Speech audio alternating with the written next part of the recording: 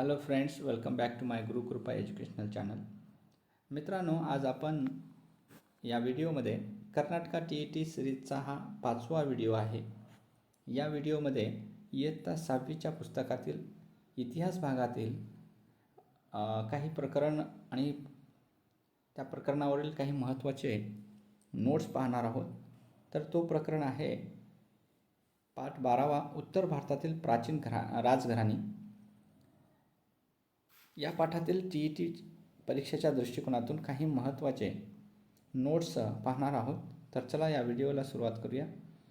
या पाठामध्ये काय काय दिलेलं आहे, उत्तर भारतातील प्राचीन राजघराणी पाहणार आहोत. तर सर्वप्रथम मौर्य वंश किंवा मौर्य घराणे म्हणतो आपण. तर चला आपण मौर्य घराणे पाहूया. मित्रांनो, आपल्या राष्ट्रध्वजामध्ये एक चक्र आहे. या ठिकाणी राष्ट्रध्वज दिसतोय, तिरंगा. त्याचे नाव काय आहे माहिती आहे आपल्याला, तिरंगा. ते अशोक चक्र, कारण ते अशोक चक्र म्हणजेच प्रगतीचे प्रतीक आहे, म्हणून आपल्या राष्ट्रध्वजामध्ये ते समाविष्ट केलेला आहे. तर हा राष्ट्रध्वज आणि त्याच्यामध्ये जे प्रगतीचे प्रतीक जे आहे हे अशोक, सम्राट अशोकांच्या सारनाथ येथील लोहस्तंभावरून, अशोक स्तंभावरून ते घेण्यात आलेलं आहे. आणि हा सम्राट अशोक म्हणजे कोण होता, कोणत्या घराण्यातील होता, त्या घराण्याचा इतिहास काय, हे अशोकाची देणगी कोणती हे समजून घेऊया. तर चला, तर भारतातील सर्वप्रथम साम्राज्य म्हणजे मौर्य साम्राज्य. तर हा मौर्य साम्राज्याचा संस्थापक कोण होता, तर चंद्रगुप्त मौर्य होता. तर या पाठामध्ये काही इम्पॉर्टन्स पॉईंट्स आपण पाहणार आहोत. तर या ठिकाणी पहा की सम्राट अशोकाच्या काळातील जो भारतामध्ये त्यांचं साम्राज्य विस्तारलेलं होतं, तर एवढा मोठा प्रदेशावरती त्यांनी राज्य विस्तारित केलेलं होतं, म्हणून हे सर्वात मोठं राज्य होतं. या ठिकाणी पाहूया, मौर्यांची पाटलीपुत्र ही राजधानी होती. सारनाथ येथे बुद्धाने उपदेश केलेले पहिले ठिकाण होते. सांची ही स्तूप तिथं बनवलेलं आहे. चंद्रगुप्त मौर्य. चंद्रगुप्त मौर्य हा एक साहसी तरुण होता. नंद वंशाचा राजा धनानंद याने तक्षशिलाच्या विष्णुगुप्ताचा अपमान केला होता. विष्णुगुप्त हा म्हणजेच चाणक्य, कौटिल्य या नावाने तो प्रसिद्ध होता. तर हा विष्णुगुप्त चाणक्य आणि कूटनीतीमध्ये तो पारंगत होता, म्हणून विष्णुगुप्तालाच चाणक्य व कौटिल्य ही नावे होती. तर यानंतर पाहूया, त्यांनी चंद्रगुप्त मौर्याला युद्धनीतीचे शिक्षण दिले आणि सैन्याला सुसज्ज करण्यास मदत केली. तोपर्यंत म्हणजे काय झालं होतं, तर हे चाणक्याचं ध्येय पूर्ण करण्यासाठी तो नंदवंशाचा जो धनानंद होता याला ती कल्पना दिली होती, पण ती कल्पना त्याला आवडली नसल्यामुळे तो विष्णुगुप्ताचं म्हणजे चाणक्याचा अपमान केला होता. अपमान केल्यामुळे त्याला राज्याबाहेर काढून टाकलं आणि त्याच वेळेला त्याला धक्का हे ते मारल्यानंतर त्याची जे काही त्याचे केस बांधले होते ते सुटले होते आणि त्यावेळेला तो शपथ घेतला होता, ज्या वेळेला मी हे राज्य पूर्ण खालसा करेन, म्हणजे नंदवंश नाश करेन आणि ह्या भारतामध्ये संपूर्ण राज्य मी विस्तारित करेन, त्यावेळेला शपथ घेतली होती. म्हणून त्यांनी काय केलेलं आहे, चंद्रगुप्त मौर्याला युद्धनीतीचे शिक्षण दिले आणि सैन्याला सुसज्ज करण्यास मदत केली. तोपर्यंत धनानंदाने प्रजेचा विश्वाससुद्धा गमावला होता. तो घमंडी होता, अत्याचारी होता, त्यावेळेला त्याचा विश्वास गमावलेला आहे. त्यामुळे धनानंदाला सिंहासनावरून खाली खेचणे सोपे झाले. अशा प्रकारे चंद्रगुप्त 2300 वर्षापूर्वी सामान्य शक पूर्व ह्या मौर्य साम्राज्याची स्थापना करून पाटलीपुत्र, सध्याच्या बिहारची राजधानी होती पाटणा, या ठिकाणी पाटलीपुत्र होती, ही आपली राजधानी बनवली होती. त्यानंतर त्यांनी चंद्रगुप्त मौर्याने प्रचंड सैन्याशी वायव्य भारताकडे कूच केली, त्याचा पराभव करून. आणि मॅसेडोनियाचा राजा अलेक्झांडर यांनी काय केलेलं होतं, पूर्वी जिंकलेला प्रदेश म्हणजेच अफगाणिस्तान, पाकिस्तान आणि राजस्थान, दिल्लीपर्यंत त्यांनी जिंकलेलं होतं. तर त्याच भागामध्ये अलेक्झांडरनं जिंकून वापस गेला होता आणि त्यानंतर त्यांनी तो जिंकलेला प्रदेश त्याचा सेनापती सेल्युकसला म्हणजे सोपवलेलं होतं त्यांनी राज्य, जिंकलेला प्रदेश. तर त्याच वेळेला इकडं धनानंदाचा पराभव करून चंद्रगुप्ताचा विस्तार होत होता. तर त्यांनी मौर्यांच्या सैन्याने काय केलेलं आहे, सेल्युकसचा दारुण पराभव केलेला आहे. त्यामुळे सेल्युकस तहासाठी पुढे आला. अफगाणिस्तान, बलुचिस्तान आणि सिंधच्या पश्चिमेकडील प्रदेश देऊन त्यांनी आपल्या मुलीशी चंद्रगुप्त मौर्य यांच्याबरोबर विवाह लावून दिलेला आहे. त्या बदल्यात चंद्रगुप्ताने काय केलेलं आहे, सेल्युकसला 500 हत्ती भेट म्हणून दिले.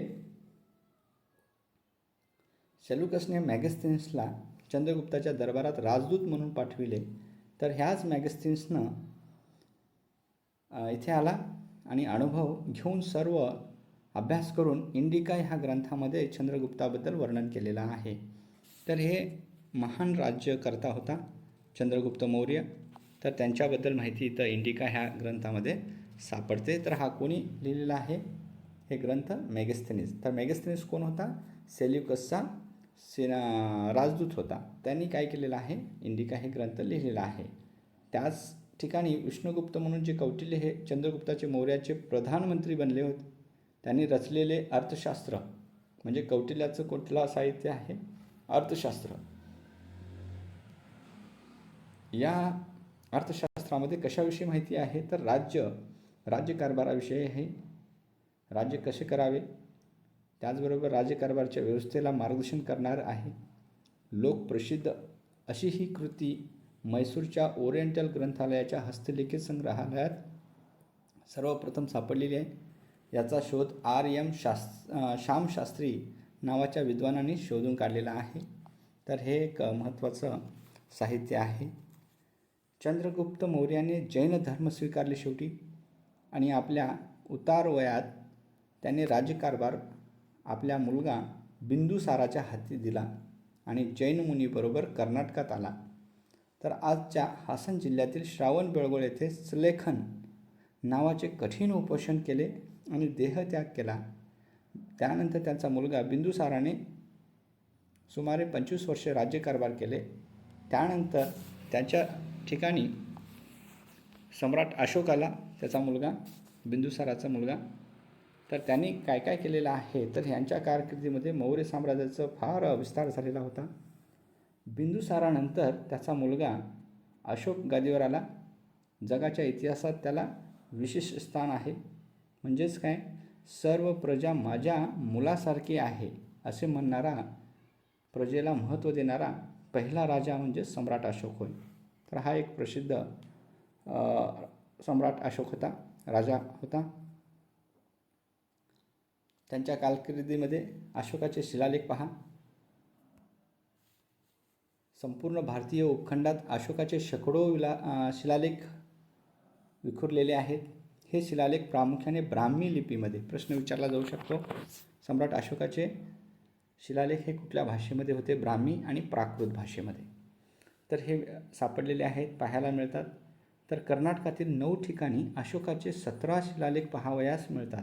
यातील सर्वात महत्त्वाचं म्हणजे रायचूर जिल्ह्यातील म्हस्की या ठिकाणी शिलालेख जो सापडलेला आहे हा महत्त्वाचा आहे.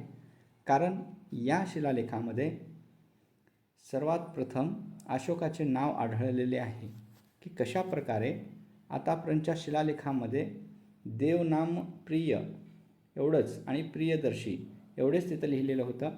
पण जे म्हस्की ह्या ठिकाणी सापडलेलं जे शिलालेख आहे त्यामध्ये देवनाम प्रियदर्शी अशोक असे लिहिलेलं आहे. म्हणून हा एक महत्त्वाचा शिलालेख सापडलेला आहे. तर हे कुठे आहे, रायचूर येथे म्हस्की या ठिकाणी सापडलेला आहे. त्यामुळे अशोकाला देवनाम प्रियदर्शी असे म्हणजे अशोक असे नाव पडलेले आहे. अशोकाच्या शिलालेखावरून त्यांचे जीवन, कर्तृत्व, साम्राज्याची व्याप्ती याविषयी माहिती मिळते. म्हणून हा एक प्रसिद्ध राज्यकर्ता होता. ह्या ठिकाणी तुम्ही शिलालेख पाहू शकता. त्याचबरोबर या शिलालेखामधली जी काही भाषा होती, आजपासून 180 वर्षापूर्वी जेम्स प्रिन्सेप नावाच्या ब्रिटिश अधिकाऱ्यांनी, कोणी?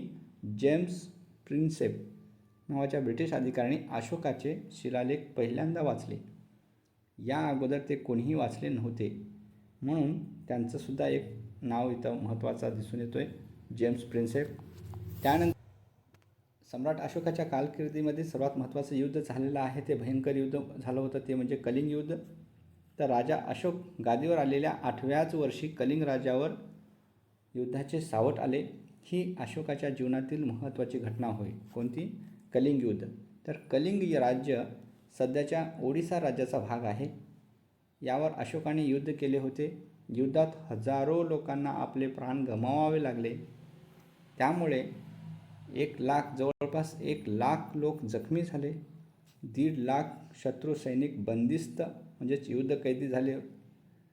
त्याचबरोबर रणांगणातील मृत्यू जे झालेले आहेत, जखमींच्या वेदना या दृश्यांनी अशोका भारावून गेला.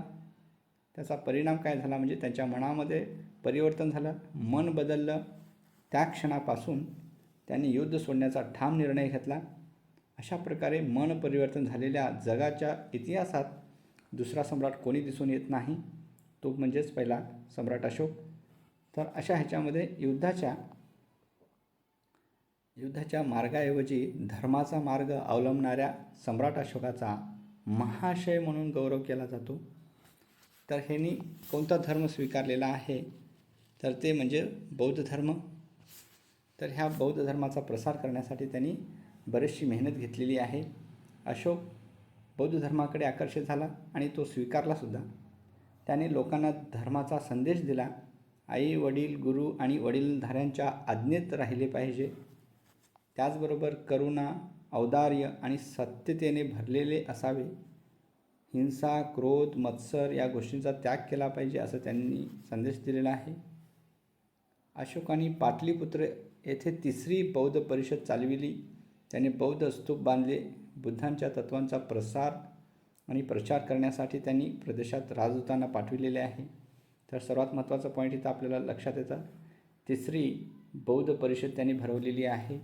कुठे भरवलेली आहे, तर हे पाटलीपुत्र राजधानीमध्ये भरवलेले आहे. त्यानंतर मौर्यांची प्रशासकीय पद्धत काय होती? राजा हा प्रशासकीय यंत्रणेचा मुख्य स्थानी होता. सर्व अधिकार त्यांच्या हातात होते. राजाला सल्ला देण्यासाठी मंत्रिमंडळ होते. प्रशासनाच्या विभागावर लक्ष ठेवण्यासाठी उच्च अधिकारी होते.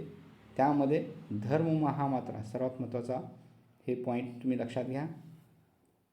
जे प्रशासनाच्या विभागावर जे लक्ष ठेवण्यासाठी जे उच्च अधिकारी होते ते म्हणजेच धर्म महामात्रा नावाचे विशेष अधिकारी होते. ते जनतेमध्ये चांगल्या वागणुकीचा संदेश त्यांनी दिलेला होता. तर याचबरोबर या ठिकाणी वास्तू आणि मूर्तिशिल्प जर पाहिलं तर ते म्हणजे स्तूप व स्तंभ प्रमुख आहेत. त्यापैकी मध्य प्रदेशातील सांचीचा स्तूप प्रसिद्ध आहे. त्याचबरोबर सारनाथचा स्तंभ प्रसिद्ध आहे. सारनाथ स्तंभावरील 4 मुखी सिंह हे आपले राष्ट्रीय प्रतीक आहे. ते हे आपण पाहिलेलं आहे. आपल्या तिरंगामध्ये चक्र घेतलेलं आहे ते ह्याच सारनाथ येथील स्तंभावरून घेतलेलं आहे. त्या ठिकाणी 4 मुखी सिंह दिसून येतो. आपल्या चलनामध्ये सुद्धा त्याचा उपयोग केला जातं. त्याचबरोबर ह्या ठिकाणी पाहू शकता अशोकाच्या काळातील जे शिलालेख ब्राह्मी लिपीमध्ये होते. सांचीचा स्तूप मध्य प्रदेशमध्ये दिसून येतो.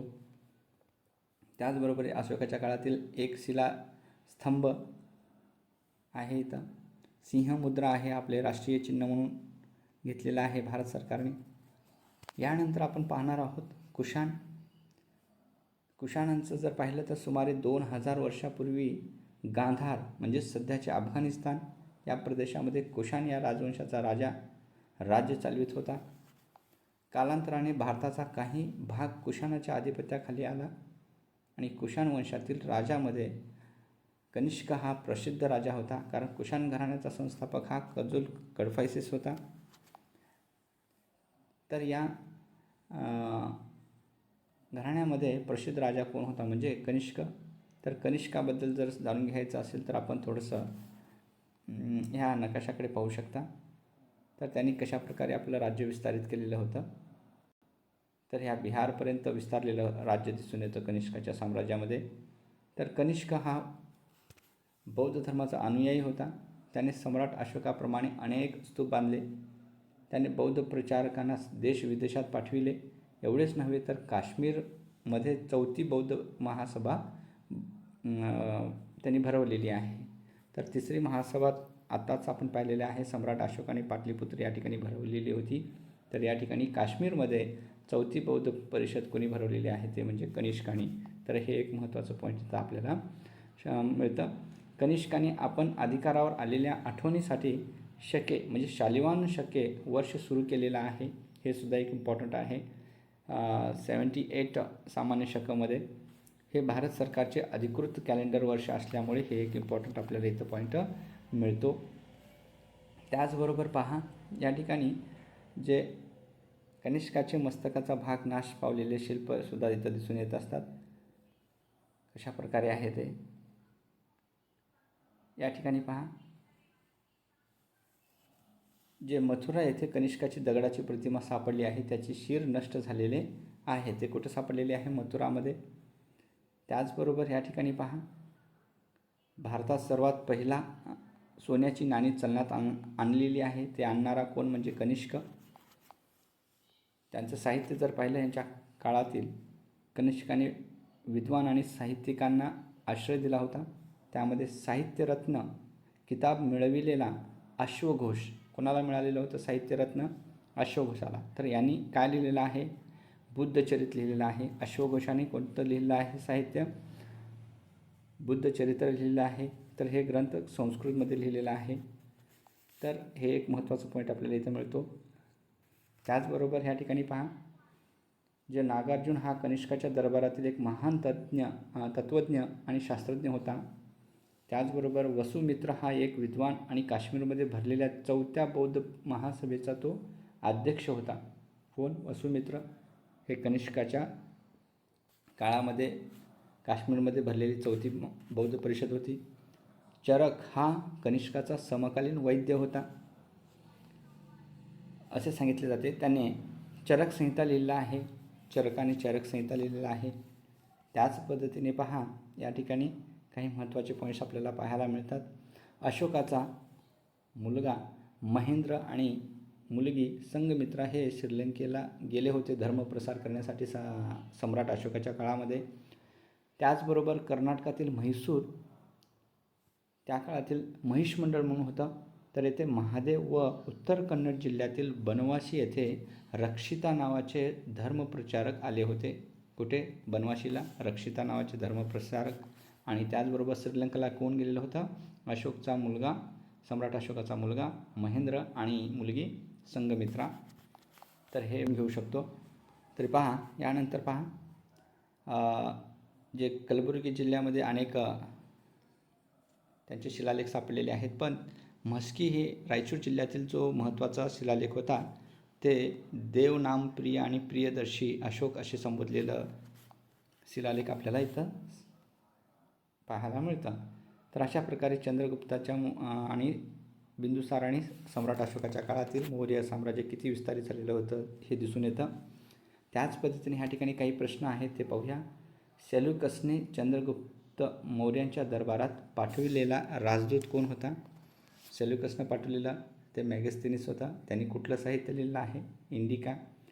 सर्व प्रजा माझ्या मुलासारखी आहे असे सांगणारा सम्राट कोण होता? सम्राट अशोक. आपले राष्ट्रीय चिन्ह सारनाथ या अशोक स्तंभावरून घेतलेला आहे. त्याचबरोबर कनिष्काने अधिकारावर आलेल्या आठवणीसाठी त्यांनी काय केलेलं आहे? शक वर्ष सुरू केलेलं आहे. तर हे महत्त्वाचे प्रश्न आपल्याला इथं सापडतात. त्याचबरोबर आणखीन काही प्रश्न आहेत बघा. पहा, मौर्य साम्राज्याची स्थापना कोणी केली? कोणी केलं होतं? सम्राट कोण होता? मौर्य साम्राज्याची स्थापना करणारा चंद्रगुप्त मौर्य. मौर्यांच्या राजधानीचे नाव काय होते? पाटलीपुत्र. कौटिल्याने लिहिलेला ग्रंथ कोणता होता? अर्थशास्त्र. मॅगस्थनीसने लिहिलेल्या ग्रंथाचे नाव काय? आत्ताच आपण पाहिलेलं आहे. मॅगस्थनीसनं कोणतं लिहिलेलं आहे?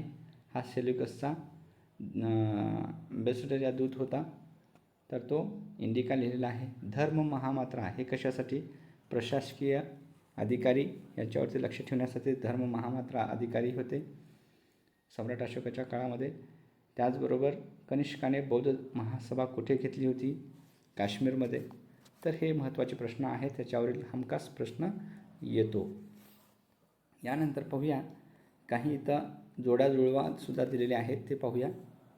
अ गट आणि ब गट. अ गटामध्ये काय आहे? पहिला अशोक, दुसरा कनिष्क, तिसरा अश्वघोष, चौथा गांधार. तर अशोक इकडे काय दिलेलं आहे पहा. ब गटामध्ये कनिष्कपूर, बुद्धचरित, कलाकेंद्र, देवनामप्रिय. तर अशोक हे काय होते? अशोक हा देवनामप्रिय होता. कनिष्क काय होते? अश्वघोष, बुद्धचरित. गांधार हे कला केंद्र होतं आणि कनिष्कपूर. हे महत्त्वाचे जोड्याजुळवामध्ये प्रश्न सापडतात. यानंतर पाहूया गुप्त घराणे. मौर्यानंतर गुप्तांनी आपले साम्राज्य स्थापन श्रीगुप्त यांनी केलेलं होतं. तर या ठिकाणी त्यांची पाटलीपुत्र ही गुप्तांची राजधानी होती. त्याचबरोबर ह्या ठिकाणी काही महत्त्वाचे राज्यसुद्धा दिलेले आहेत, ते म्हणजेच समुद्रगुप्त आणि दुसरा चंद्रगुप्त दिलेला आहे. ते पाहूया, त्यांच्याविषयी जाणून घेऊया. समुद्रगुप्त. महापराक्रमी समुद्रगुप्त व त्यांच्या दिग्विजयाबद्दल प्रयाग म्हणजेच अलाहाबाद आहे आता सध्या, येथील स्तंभावरील शिलालेखावर विवरण मिळते. हा शिलालेख समुद्रगुप्ताच्या दरबारातील कवी हरिसेन, दूरवर असलेल्या अफगाणिस्तानातील कुशाण राजे आणि गुजरातमधील सत्रप राजे म्हणजे शेख यांनी समुद्रगुप्ताचे वर्चस्व मान्य केले. त्यानुसार नंतर दक्षिण भारतीय मोहिमा समुद्रगुप्ताने हाती घेऊन दक्षिणेतील 12 राज्यांचा पराभव केला होता. तर कांचीचा राजा त्यापैकी एक होय. या मोहिमेच्या आठवणीकरिता त्यांनी अश्वमेध यज्ञ सुरू केलेला आहे, ते समुद्रगुप्तांनी. त्याचबरोबर ह्या ठिकाणी समुद्रगुप्ताच्या काळातील नाणी दिसतात की याच्यावरती त्यांचे विशेष नाण्यांचं चित्रसुद्धा दिसून येतो आहे. समुद्रगुप्त हा शिक्षणाचा पुरस्कर्ता होता. स्वतः एक कवी आणि संगीतकार होता, म्हणून त्याने कविराज ही पदवी धारण केली. कोणती पदवी? कविराज. तो विणा वाजवीत असलेल्या चित्रनाण्यावर आहे, म्हणून हे एक महत्त्वाचा प्रश्न इथं तयार करू शकतात. वसुबंधू हा श्रेष्ठ बौद्ध विद्वान त्याचा मंत्री होता आणि समुद्रगुप्ताच्या काळातील सुवर्ण नाणी त्यांच्या साम्राज्याची समृद्धी, सामर्थ्य आणि वैभव दर्शवितात. तर हे एक महत्त्वाचं पॉईंट आपल्याला इथं मिळतो. यानंतर दुसरा चंद्रगुप्त यांच्या काळामध्ये पाहूया. समुद्रगुप्ताचा मुलगा आणि उत्तराधिकारी दुसरा चंद्रगुप्त हा युद्धकलेमध्ये निपुण होता, तर त्याला विक्रमादित्य ही पदवी मिळालेली आहे. त्यामुळे चंद्रगुप्ताने नवीन सोन्याची नाणी काढली. त्यांच्या दरबारात महाकवी कालिदासासह इतर नामवंत विद्वान होते. तर प्रसिद्ध काय आहे आपल्याला इथं? विक्रमादित्य हे दुसऱ्या चंद्रगुप्ताला मिळालेली पदवी आहे. त्याचबरोबर महान महाकवी कालिदास हे त्यांच्या दरबारामध्ये होते, हे लक्षात येतं. त्याच्यानंतर पाहूया फाहियान. फाहियान हा चीन देशाचा बौद्ध भिक्षुक होता आणि बौद्ध धर्माचे जन्मस्थान पाहण्यासाठी तो तळमळीने प्रवास करून भारतात आला होता. कोण? फाहियान हा चीनचा बौद्ध भिक्षुक. तो दुसऱ्या चंद्रगुप्ताचा काळ होता, त्यावेळेला तो भारतात आलेला आहे. भारतातील अनुभव त्यांनी त्याच्या घोकोकी या ग्रंथात लिहिलेले आहे. फाहियानचा ग्रंथ कोणता आहे? घोकोकी. हे एक महत्त्वाचं या ठिकाणी कामगिरी दिसून येते. त्यानंतर गुप्तांचे योगदान पाहूया. तर गुप्त यांच्या काळामध्ये काय काय झालेलं आहे? तर नवरत्न जे होते त्यापैकी कालिदास हा एक महत्त्वाचा कवी होता. त्याने काव्य त्याचबरोबर 3 नाटके रचली. तर ह्याच्यामधलं प्रसिद्ध नाटक कोणतं होतं? अभिज्ञान शाकुंतल हे त्यांचे महान नाटक होते. त्यांना कोणत्या नावाने ओळखलं जात होतं किंवा कोणता गौरव मिळालेला होता? कवी कुलगुरू हा त्यांचा गौरव केला जात होता. त्याचबरोबर मृच्छकटिक हे लिहिलेले कोण होते? म्हणजे शूद्रकाने लिहिलेलं आहे मृच्छकटिक, आणि मुद्रा राक्षस हे लिहिलेलं आहे ते विशाखादत्तानं. तर हे महत्त्वाचे साहित्य आपल्याला ह्या गुप्त काळामध्ये दिसून येते. त्याचबरोबर विष्णू शर्माने पंचतंत्र हे लिहिलेलं आहे. या कथेचाही त्यांनी या काळात समावेश केलेला आहे. अमरसिंहाचा अमरकोश हा शब्दकोश आहे. विज्ञान आणि गणित आणि खगोलशास्त्रामध्ये काय काय आहे, तर ह्या ठिकाणी पाहिलं तर गुप्त काळात विज्ञान आणि तंत्रज्ञानाने प्रचंड प्रगती केली होती. तर ह्यामध्ये पाटलीपुत्रचे आर्यभट्ट हे गुप्त काळातील महान गणितशास्त्रज्ञ होते. आर्यभट्टीय हा त्यांचा महान ग्रंथ होय. कोणतं? आर्यभट्टीय. त्यांनी ग्रहणाचे कारण शोधून काढलेलं आहे. ग्रहण कसं लागतो, सूर्यग्रहण, चंद्रग्रहण कशा प्रकारे होतात ते त्यांनी सिद्ध केलेलं आहे. त्यांनी बीजगणित आणि त्रिकोणमितीमध्ये मोठे योगदान दिले. त्यांनी हे कार्य केवळ 23व्या वर्षाचे असताना केलेले आहे. ब्रह्मगुप्त हा त्या काळातील आणखी एक गणित तज्ज्ञ होता. श्रेष्ठ खगोलशास्त्रज्ञ वराहमिर हे याच काळातील होऊन गेलेले आहे. तर त्या काळामधला गणिती वैज्ञानिक हे खूप प्रगतिशील दिसून येते. धातुशास्त्रामध्ये जर विचार केला तर या ठिकाणी लोहस्तंभ, लोखंडी खांब या ठिकाणी दुसऱ्या चंद्रगुप्ताच्या काळामध्ये तयार करण्यात आलेला आहे. तर ह्या लोखंडी खांब म्हणजे मेहरोलीतील लोखंडी खांब आहे. हे एक विशेष आहे, त्या काळातील देण आहे. तर हे 1500 वर्षे जुना आहे, परंतु गंजलेला किंवा झीज झालेला नाही, कारण ह्याच्यामध्ये फॉस्फरसचा उपयोग केलेला होता. तर हे आजसुद्धा प्रसिद्धीस आहे. आयुर्वेदामध्ये जर पाहिलं तर अष्टांग हृदय संहिता हे कोणी लिहिलेलं आहे? तो म्हणजे चरक संहितेचे वाग्भटाने लिहिलेला आहे. सार तयार केले होते तो म्हणजेच अष्टांग हृदय संहिता हा आयुर्वेदाचा मुख्य ग्रंथ आजही वापरात आहे.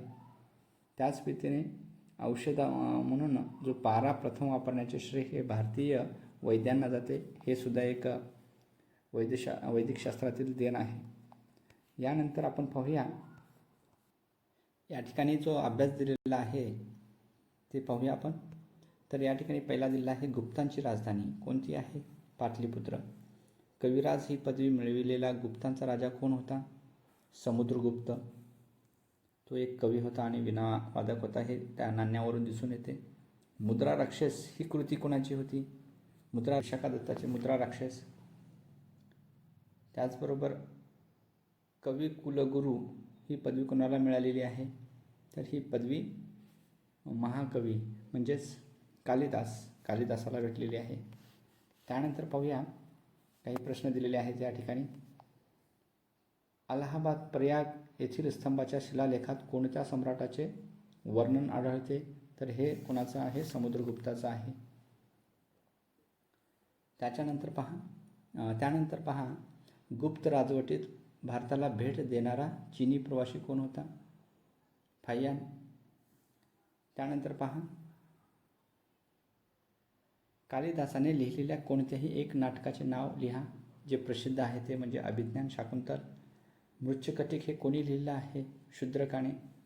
अमरसिंह यांनी रचलेल्या शब्दकोशाचं नाव काय आहे? अमरकोश. गुप्त काळातील प्रसिद्ध गणित तज्ज्ञाचे नाव काय? आर्यभट्ट. तर हे प्रसिद्ध जोडाजुळा पहा. कविराज, विक्रमादित्य, फाहियान, मेहरोली, वराहमिर. तर वराहमिर हे कोण होते? वराहमिर हे खगोलशास्त्रज्ञ. मेहरोली हे स्तंभ, कुठे? लोखंडी स्तंभ मेहरोली येथील. फाहियान हे घोकोकी हे साहित्य लिहिलं आहे त्यांनी. विक्रमादित्य ही पदवी कोणाला मिळालेली आहे? दुसऱ्या चंद्रगुप्ताला. कविराज कोण होते? समुद्रगुप्त. तर अशा प्रकारे तुम्ही प्रश्न सोडवू शकता. त्यानंतर पहा, वर्धन घराणे पाहूया आपण. या ठिकाणी वर्धन घराण्याबद्दल जाणून घेऊया. तर हे गुप्त साम्राज्याच्या ऱ्हासानंतर उत्तर भारतात अनेक स्वतंत्र वंश उदयास आले होते. पुष्यभूती वंश त्यापैकी महत्त्वाचे होते. या वंशावर राज्य करणाऱ्या राजा पैकी प्रभाकरवर्धन, राज्यवर्धन आणि हर्षवर्धन होते. तर यामध्ये प्रसिद्ध हर्षवर्धन महत्त्वाचा राजा होता. हर्षवर्धनाबद्दल जाणून घेऊया. इथं हर्षवर्धन गादीवर आला तेव्हा तो 16 वर्षाचा होता फक्त. त्यावेळी त्याच्या आयुष्यात अनेक घटना घडल्या. हर्षवर्धनाचे वडील कोण होते? म्हणजे प्रभाकरवर्धन. यांच्या मृत्यूनंतर त्याचा मोठा भाऊ जो होता राजवर्धन तो गादीवर आला. हर्षवर्धनांची बहीण जी होती राजश्रीचा विवाह मौखारी घराण्यातील गृहवर्मन यांच्याशी झाला होता. तर हे एक लक्षात ठेवा, तुम्हाला माहिती असायला पाहिजे. कोण होती हर्षवर्धनाची बहीण? राजश्री. आणि कोणत्या राजकुमाराशी विवाह झाला होता? ते गृहवर्मन यांच्याशी झाला होता. माळवाच्या दुष्ट राजाने गृहवर्मनला ठार केले. राजश्रीच्या पतीला ठार केल्यामुळे राजश्रीला कनौज येथे कैद करून ठेवले आणि तेव्हा राजवर्धनाने कूच करून माळवा सैन्याचा पराभव केला, कारण हा गादीवरती आला होता. गौंड देशाच्या शशांकाने राजवर्धनला ठार मारले, म्हणजे हा हर्षवर्धनाचा भाऊ होता.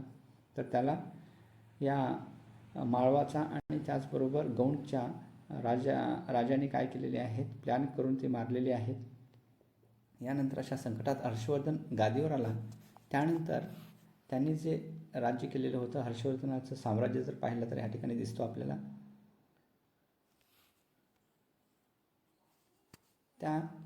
तेव्हा त्या नजरकैदेतून सुटका करून घेऊन विंध्य पर्वताच्या जंगलात भटकत असलेली जी विधवा बहिणीचा त्यांनी शोध लावला.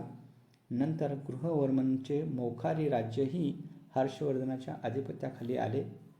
त्यांनी मौखरीच्या कनौज शहराला आपली राजधानी बनविली. कनौज ही वर्धन घराण्याची राजधानी होती.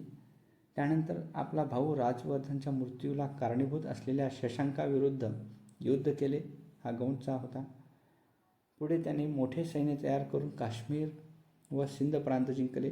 दक्षिण भारतावर आक्रमण केले आणि दक्षिणेत नर्मदा नदीच्या काठी पोहोचलेल्या हर्षवर्धनाला चालुक्य घराण्यातील कन्नड राजा इमडी पुलकेशींनी काय केलेलं आहे, हाकलून लावलेला आहे, त्यांचा पराभव केलेला आहे.